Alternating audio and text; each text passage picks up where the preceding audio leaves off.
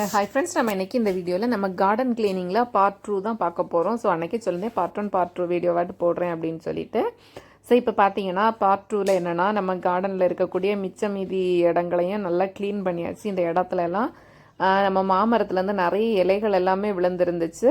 இப்போ பார்த்தீங்கன்னா அதெல்லாம் நீட்டாக க்ளீன் பண்ணியாச்சு. இனி நம்ம வந்து தண்ணி ஊற்றி வாஷ் பண்ணாலே போதும். ஸோ இப்போ பார்த்தீங்கன்னா மேக்ஸிமம் எல்லா செடியுமே நல்லா க்ளீன் பண்ணிட்டேன். இதில் வந்து பார்த்தீங்கன்னா கோழிக்கொண்ட பூ தான் பூத்துருக்கு. இந்த நிறைய சீடு போட்டது முளைச்சி வந்திருக்கு. அப்புறமா இதில் வந்து சிவப்பு மருதாணி சீடு போட்டிருந்தேன். ஸோ கொஞ்சம் முளைச்சி நிற்குது. ஸோ அந்த செடி தானா அப்படின்னு எனக்கு கன்ஃபார்மாக தெரியலை. அப்புறமா இது வந்து பாஸ்கெட் பிளான்ட். இதெல்லாம் நம்ம தோட்டத்தில் வந்திருக்க புது வரவுகள் தான். இதுலேருந்து பார்த்தீங்கன்னா இன்னொரு குட்டி செடி முளைக்கிறதுக்காக முளைப்பு வந்திருக்கு. இது வந்து இப்போ வந்திருக்க வேரிகேட்டடு நவரப்பச்சலை. ஸோ நவரப்பச்சலை தான் இதில் வந்து சைடில் இலைக்கிய சைடில் பார்த்திங்கன்னா ஒயிட் கலர் வந்திருக்கும். இதில் வந்து திளிர் வந்து தனியாட்டு முளைச்சி வேர் வந்திருக்கு பாருங்கள். ஸோ இதை நம்ம தனியாட்டு நட்டு வச்சோன்னா இதுவுமே ஒரு புதிய செடியாக வளர்ந்து வந்துடும். அதனால தான் நட்டு வைக்கிறேன். இதில் இருக்க இலை எல்லாமே தொலைஞ்சி இவ்வளோ தான் நிற்கிது.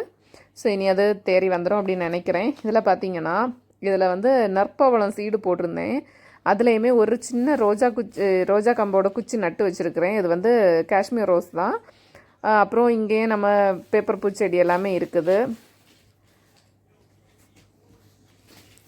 இங்கே கொஞ்சம் கொஞ்சம் செடியெல்லாம் அப்படியே கரெக்டாக அரேஞ்ச் பண்ணலை, சும்மா நார்மலாக தான் வச்சுருக்கிறேன். இனி வந்து இதெல்லாம் க்ளீன் பண்ணதுக்கப்புறமா தான் நம்ம வந்து வேறு செடி எல்லாமே கரெக்டாக அரேஞ்ச்